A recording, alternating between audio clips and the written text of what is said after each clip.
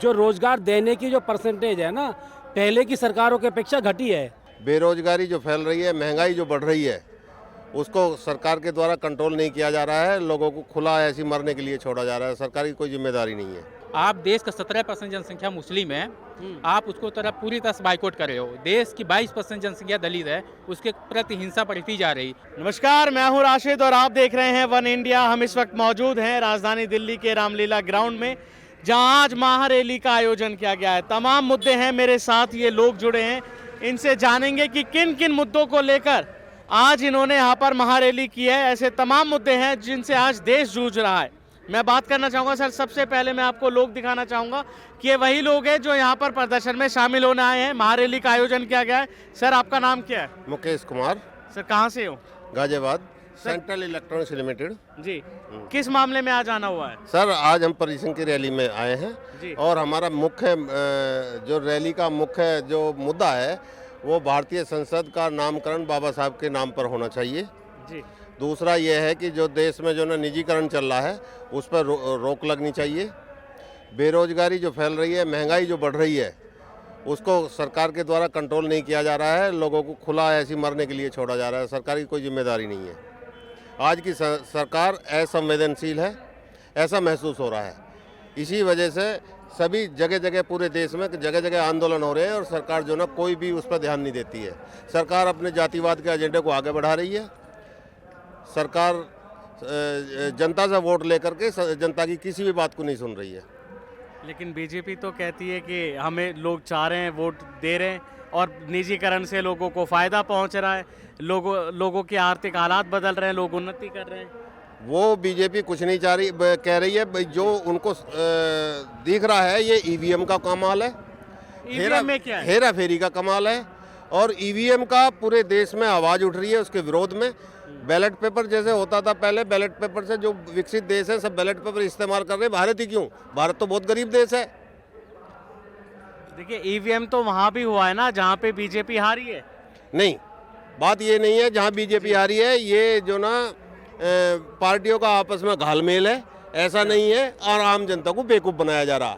ये मनुवादी सोच जो आगे बढ़ रही है आज देश के उन्हें, एक ही तरफा जो बात चल रही है। ये देश जो ना विभिन्न संस्कृतियों का देश है, विभिन्न धर्मों का देश है। अलग अलग राज्य की अलग अलग प्रकृति है, अलग अलग राज्य की अलग अलग प्रकृति है, अलग अलग संप्रदाय है, अलग अलग किसी की जनसंख्या कम है, किसी की ज़्यादा है। ये इस सरकार के सामने पूरे देश से अदर्स बैकवर्ड कास्ट के लिए जनगणना की डिमांड चल रही है। वो बहुत बड़ी डिमांड है। तभी कंपोनेंट प्लांट का पैसा उनको अलॉट किया जा सकता है। जब तक किसी की संख्या का ही पता नहीं लगेगा तो कंपोनेंट का प्लान कैसे किया जा और लोगों से यहाँ बात करते हैं। सर, क्या कहना चाहेंगे? सरकार कहती है गरीबी मिट रही है। गरीबी सरकार के दिखाने से मिट रही है क्योंकि कॉरपोरेट जगत को बढ़ावा दिया जा रहा है। सबसे पहला नंबर तो ये है। आम जनता तो पूरी तरह त्रस्त है, दुखी है, परेशान है। एम्प्लॉयमेंट बिल्कुल है नहीं। एंड जितना दो चार जो लीडर हैं, ये कॉरपोरेट जगत है, अडानी वगैरह, सब इनको बेच दिया गया है। जो इंडस्ट्री हमारी छोटी हुआ करती थी, जिसके सारे हम लोग बहुत सारी छोटी इंडस्ट्री के साथ गुजारा करते थे, सब बंद कर दी गई हैं। बड़े जो इंडस्ट्रियलिस्ट हैं वही बाकी बचे हैं। अब देखिए ना, जितना मॉल वगैरह सब, एक मॉल है, एक सारी दुकानें बंद कर दी गई हैं। टोटल प्राइवेटेशन कर दिया गया है। सब आम जनता के लिए नुकसान की चीज़ें हैं, कोई फ़ायदा इसमें है नहीं। सिर्फ गवर्नमेंट अपनी सत्ता के बल पे, अपने पैसे के बल पे मीडिया को अपने फेवर में करके सब उल्टा सीधा दिखा रही है। क्या उल्टा सीधा दिखा रही है? आप जानते क्या कि भाई देश में विकास हो रहा है, ये हो रहा है, ये दिखाना। मोदी जी कह रहे हैं डंका बज रहा है, युवाओं को मौका मिल रहा है। मतलब 4 साल का वो कौन सा है वो, अभी जो उसमें सेना में अग्निवीर जो करे 4 साल के मौका दे के, तो बढ़िया है ना, नौकरी दे रही है मोदी सरकार। देखिए ना क्या हाल है। 4 साल में आप भी तो यंग हो, 4 साल में क्या कर लेंगे बताओ? आपको नौकरी 4 साल की मिलेगी, 4 साल में पूरी लाइफ आपका सिक्योर हो जाएगी क्या? उसके बाद वो कहते हैं कि एक मोटा कैश मिलेगा जिससे आप अपना बिजनेस कर मोटा कैश तो मोदी जी ने 15 लाख रुपए प्रत्येक के खाते में देने के लिए भी कहा था। भाई साहब बताएं ना, गया क्या? मिलेगा? गया क्या? मोटा पैसा नहीं मिलेगा। 30,000 रुपये उसको सैलरी मिलेगी और 12,000 रुपये उसको काट लिए जाएंगे। 4 साल में उसको गुणा करो तो 10,70,000 होती है और गवर्नमेंट कहती है हम 11 लाख उसको वापस दे देंगे। तो कहाँ से उसको मिला? उसी का पैसा उसी को दे दिया। तो ये कहते हैं ना कि 10-11 लाख हाथ में होगा तो बिजनेस कर एक बात बताइए, 30,000 दे करके 12,000 उससे ले लेगी हर महीने, तो 18,000 में वो क्या करेगा? कंट्रीब्यूशन में कंट्रीब्यूशन होना चाहिए ना। जी मेरा ही पैसा और मुझे ही मतलब दे दी जाएगा तो फिर मैं गवर्नमेंट ने क्या दे रही है? ये गवर्नमेंट चाहती है कि रोज खाओ और रोज करो, कोई डिमांड मत करो, और कुछ नहीं चाहती। आइए और लोगों से बात करते हैं। सर कैसे देखते हैं इसको?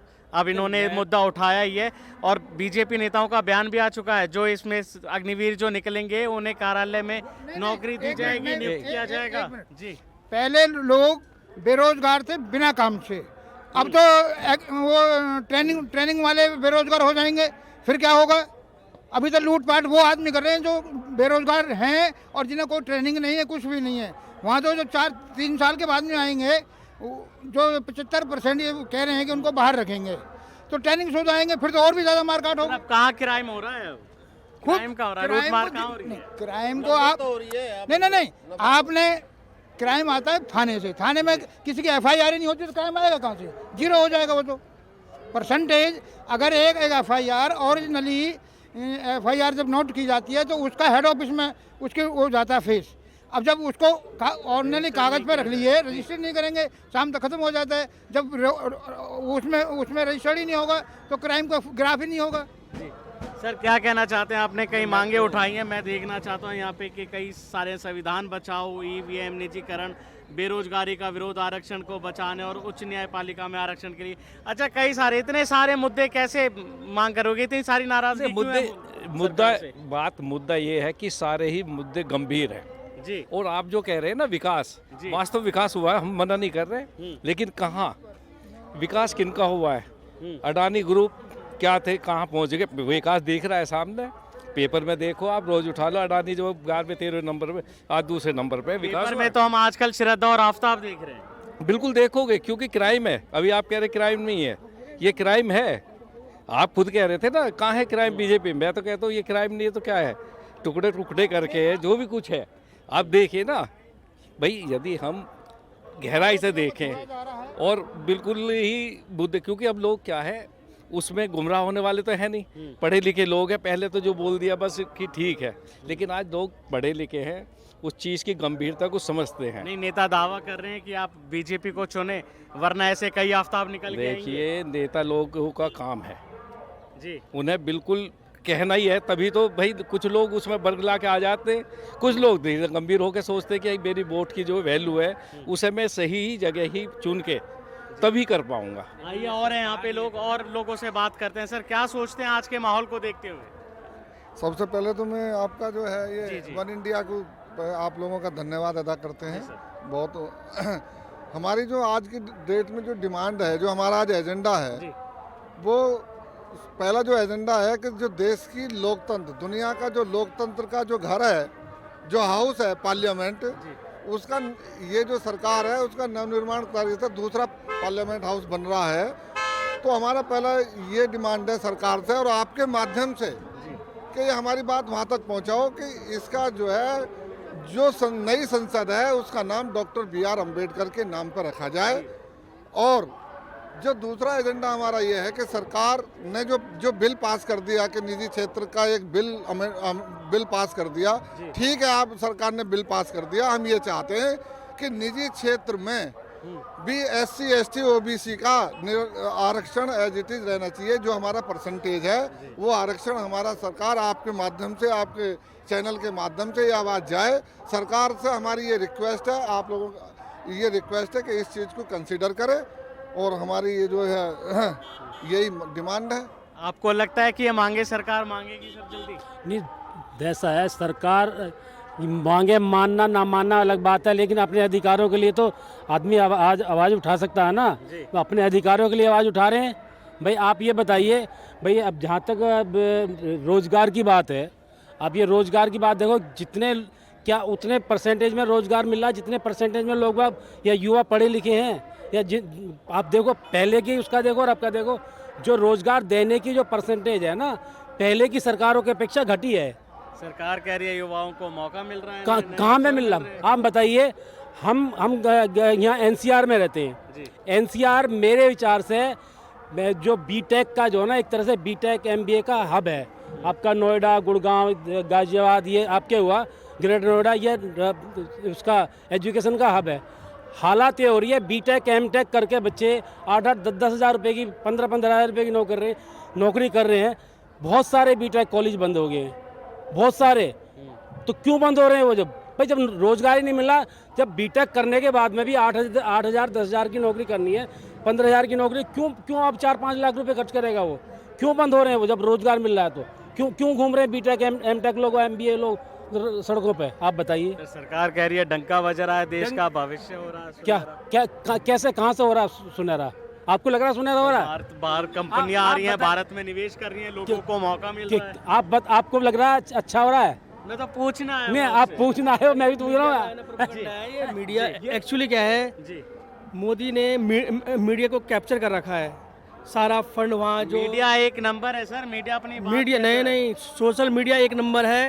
ये जो गोदी मीडिया है ना, ये एक नंबर नहीं है। ये जब कोई है ना छोटी सी जो चीज़ होती है, ये इसको इतना बड़ा करके दिखाया जाता है कि पब्लिक का जो माइंड सेट है ना, वो डाइवर्ट होके बेरोजगारी से दूर होके सब चेंज होता रहता है। ये हिंदू मुस्लिम कर लेते हैं बीच में बेरोजगारी। बीजेपी तो कहती है हम सबको साथ लेके चलने वाली पार्टी है। अगर ऐसा है बीजेपी का एजेंडा, तो आप ये बताइए इनकी पार्टी में मुस्लिम लोग कितने हैं, ओबीसी कितने हैं? बस गिने चुने हैं जो बाहुबली लोग हैं। सरकार कहती है हम सबको साथ लेके चलते हैं, सारी जाति के, सारे धर्म के, सब लोग।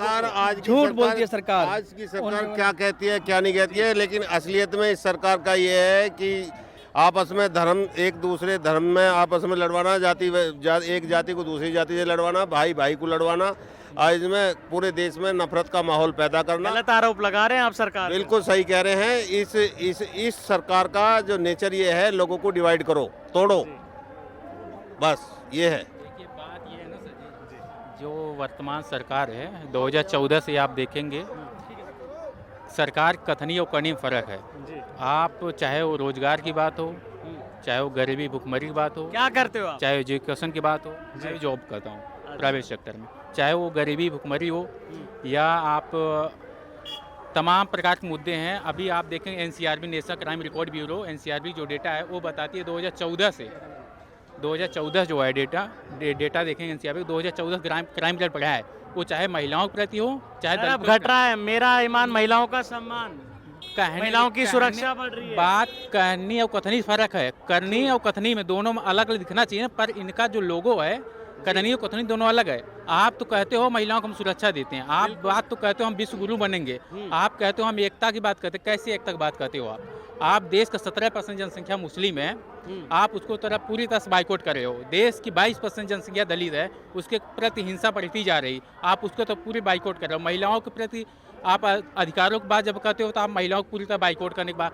आप चंद लोगों का विकास करके आप पूरे समाज को क्षैतिज लेवल पर किन चंद लोगों का विकास? चंद उद्योगपतियों को, पूरी देश की जनता का विकास कर रहे हैं। उद्योगपतियों या कॉर्पोरेट घरानों का विकास करने से पूरे समाज या पूरे देश का विकास नहीं होता। ऊर्ध्वाधर विकास नहीं, हमें क्षैतिज विकास चाहिए, हमें जमीनी स्तर पर दिखना चाहिए। रोजगार की बात कर लो ना आप, एनएसओ की रिपोर्ट, आप NSO national sample survey office की रिपोर्ट बताती है 45 साल में सबसे ज़्यादा बेरोजगारी हुई है देश में। कौन सी रिपोर्ट है वो? एनएसओ है रिपोर्ट। सरकार इस समय अभी 3-4 वर्षों से 3 साल से सरकार उस रिपोर्ट को भी आने बंद कर दी है। आप सरकार ने बंद कर सरकार बिल्कुल ये रिपोर्ट आना ही बंद हो गई है। अब अभी आप देखेंगे, आप चाहे एजुकेशन की बात कर लो, आप एजुकेशन में आप देखेंगे तमाम युवा ऐसे हैं जो अपना ग्रेजुएशन किए हैं, वो हाई स्कूल इंटर पास किए हैं, बीटेक किए हैं, एमटेक किए हैं, लेकिन उनके लेवल पे जॉब नहीं मिल रहा है। हम बात करें, जब हम बीटेक करते हैं, बीटेक लेवल पर उनको जॉब मिलना चाहिए ना। आप बात समझ रहे हैं? कोई एमटेक किया है, कोई पीएचडी किया, उस लेवल हमें जॉब मिलना चाहिए। आप फिर उस लेवल जॉब नहीं दे पा रहे हैं, तो इसका मतलब आप उस लेवल पे आप सरकार कहीं न कहीं उस अपने जो दायित्व जिम्मेदारियों से भाग रही है। आजकल का माहौल देख के क्या लगता है? क्या माहौल? कौन सी माहौल? कैसा माहौल चल रहा है? मैं तो समझता हूँ सरकार सिर्फ जातिवाद के नाम पे हिंदू बनाम मुस्लिम कर रही है, हिंदू बनाम दलित कर रही है। सिर्फ बांटो और राज करो की नीति अपना रही है सरकार। देश का विकास नहीं हो रहा, नौकरी नहीं मिल रही, महिलाओं की सुरक्षा नहीं हो मुझे नहीं लगता कि देश में विकास हो रहा है। विकास हो रहा है, चंद लोगों विकास हो रहा है। क्षैतिज स्तर, जमीनी स्तर विकास देखने नहीं मिलता। गरीबी, भुखमरी, बेरोजगारी, महंगाई पर सरकार बात नहीं करती। जहाँ देखो जात की बात करती है, धर्म की बातें करती है, सिर्फ नफरत की बातें करती है। आप बात करो ना, फिर आप बात करो, विकास की बात करो तो हम देखते हैं कितना विकास जाता है। आप ग्लोबल हंगर इंडेक्स का रिपोर्ट आप देखेंगे, विश्व में, विश्व को छोड़िए आप, एशिया में सबसे ज़्यादा बुरा हाल इंडिया का है। पाकिस्तान, बांग्लादेश, भूटान से भी हमारी स्थिति बदतर हो गई। ग्लोबल हंगर इंडेक्स, वैश्विक भूखमरी सूचकांक में हमारी स्थिति पाकिस्तान, बांग्लादेश, भूटान से भी बदतर चली गई। 2014 से रिपोर्ट ये गिरता आ रहा है। तो देश तो पाकिस्तान को सबक सिखाना चाहता है। हम तो खबरें वही तो देखते हैं, आप, चीन, पाकिस्तान सब डरे हुए हैं। आप तो भाजपा वाली भाषा बोल रहे हैं। मोदी जी ने लाल आंख दिखा दी। आप तो भाजपा वाली भाषा बात कर रहे हैं। मीडिया हो, मीडिया की तरह बात करो ना। आप पाकिस्तान, बांग्लादेश, भूटान से भी हमारी स्थिति बदतर हो गई सर जी। आप ये देखो ना, आप गरीबी, भुखमरी सूचकांक हमारी स्थिति उससे भी बदतर हो गई है। आप कहते हो पाकिस्तान भुखमरी है, क्या हमारे देश में भुखमरी नहीं है? हमारे यहाँ क्या लोग यहाँ देसी घी पीते हैं? आप सरकार बात करें, सरकार इन मुद्दों पर बात करे। सरकार बस क्या चाहिए, हिंदू मुस्लिम चाहिए, हिंदू मुस्लिम। अरे हिंदू मुसलमानों से तुम्हें इतनी नफरत क्यों है भाई? जाकर उसके घर में देख लो ना, तुम्हारे बगल में ही रहता है। सैकड़ों 70-75 साल हो गए देश में आज़ादी हुए, लेकिन इतनी ज़्यादा डिवाइड कभी नहीं हुआ। सैकड़ों साल से रह रहे हैं, कई पुश्ते बीत गए साथ में रहते हैं, लेकिन एक ऐसा सामाजिक माहौल पैदा कर दिया गया है जो हज़ारों साल से, सैकड़ों साल से एक दूसरे के साथ पर रहते थे, अब उनको एक दूसरे को देखने में नफरत हो गई है। ऐसे क्या हो गया बताइए आपने? आप सामाजिक संरचना का आप देखेंगे विकास, तो दलितों की स्थिति बदतर होती जा रही है। आप विकास की बात करते हैं, हमको विकास मुख्यधारा में शामिल कीजिए ना।